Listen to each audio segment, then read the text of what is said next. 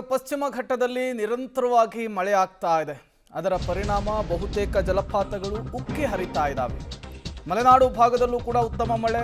ತುಂಗಭದ್ರಾ ಜಲಾಶಯಕ್ಕೆ ಹೆಚ್ಚಾಗ್ತಾ ಇದೆ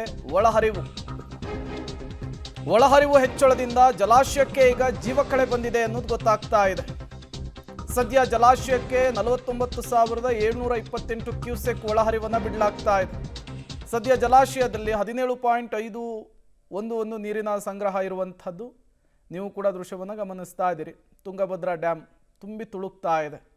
15 ದಿನಗಳ ಹಿಂದೆ ಸಂಪೂರ್ಣವಾಗಿ ಖಾಲಿ ಆಗುವ ಹಂತವನ್ನು ತಲುಪಿತ್ತು. ಹೀಗೆ ಆದರೆ ಪರಿಸ್ಥಿತಿ ಹೆಂಗಪ್ಪ ಅಂಥೇಳಿ ಸುತ್ತಮುತ್ತಲಿನ ಗ್ರಾಮದ ಜನ ಆತಂಕಕ್ಕೂ ಕೂಡ ಒಳಗಾಗಿದ್ರು. ಕುಡಿಯೋ ನೀರಿಗೂ ಸಮಸ್ಯೆ ಎದುರಾಗ್ಬಿಡುತ್ತಾ ಅನ್ನುವಂತಹ ಮಾತುಗಳೆಲ್ಲ ಕೇಳಿ ಬರ್ತಾ ಇತ್ತು. ಬಟ್ ಮಳೆ ಉತ್ತಮವಾಗಿ ಸುರಿತಾ ಇರೋದ್ರಿಂದ ಈಗ ತುಂಗಭದ್ರಾ ಡ್ಯಾಮ್ ಭರ್ತಿ ಹಂತಕ್ಕೆ ಬಂದಿದೆ.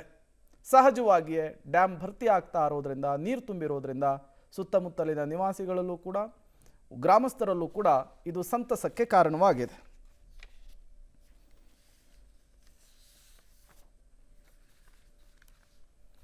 ಮಲೆನಾಡು ಭಾಗದಲ್ಲಿ ನಿರಂತರವಾಗಿ ಮಳೆ ಆಗ್ತಾ ಇದೆ.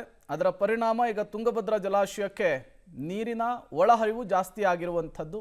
ಒಳಹರಿವು ಹೆಚ್ಚಳದಿಂದ ಜಲಾಶಯಕ್ಕೆ ಈಗ ಜೀವಕಳೆ ಬಂದಿದೆ.